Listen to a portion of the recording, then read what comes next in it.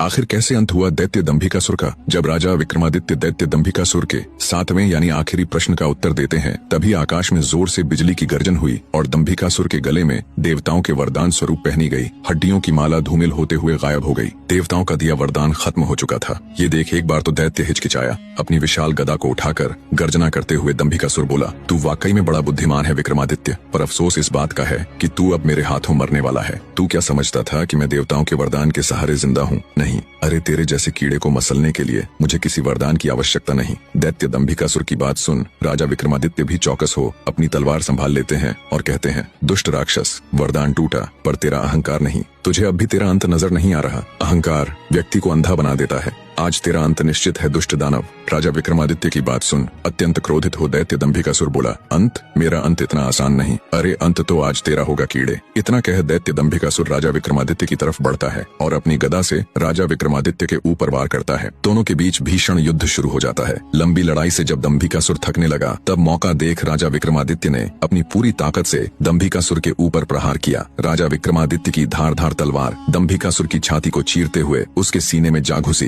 दर्द से कराहता हुआ दैत्य दंभिकासुर अपनी आखिरी सांस लेता हुआ बोला, यह असंभव है, मैं तो अमर। राजा विक्रमादित्य बीच में ही बोल पड़े, कपटी राक्षस, अमरता सत्य और धर्म में है, दानवी वरदानों में नहीं। तेरे जैसे अहंकारी अमर नहीं होते, बल्कि इतिहास में दफन होते हैं। अंततः राजा विक्रमादित्य के इस निर्णायक वार से दैत्य दंभिकासुर का अंत हो जाता है। दैत्य के धरा पर गिरते ही चारों ओर एक गहरी शांति छा गई। आकाश में बिजली कड़की और स्वर्ग से पुष्पों की वर्षा होने लगी। देवताओं ने भी राजा विक्रमादित्य के इस कृत्य को सराहा। दंभिकासुर द्वारा पत्थर बनाए गए सभी प्राणी धीरे धीरे अपने असली रूप में लौटने लगे। लखन और महेंद्र भी अपने असली रूप में आ जाते हैं। दोनों भाई एक दूसरे को देख खुश हो बहते नेत्रों के साथ एक दूसरे को गले लगा लेते हैं। दंभिकासुर के मरने के बाद गुफा का द्वार भी खुल जाता है। राजकुमारी चंद्रकला जब गुफा से बाहर आती है तो अपने पति और उसके भाई को सही सलामत देख ठिठक कर खुशी से वहीं रुक जाती है। जब बसंत की नजर उसकी पत्नी यानी राजकुमारी चंद्रकला पर पड़ती है तो वो भागकर उसके पास जाता है। दोनों एक दूसरे को बाहों में भर लेते हैं। चारों ओर राजा विक्रमादित्य की जय जयकार के नारे लग रहे थे। राजा विक्रमादित्य की जय हो, राजा विक्रमादित्य आप महान हो। बसंत अपने भाई और अपनी पत्नी के साथ राजा विक्रमादित्य के पास आता है। तीनों हाथ जोड़कर विक्रमादित्य का शुक्रिया करते हैं। हम किन शब्दों में आपका धन्यवाद करें राजा, आप सच में महान हैं।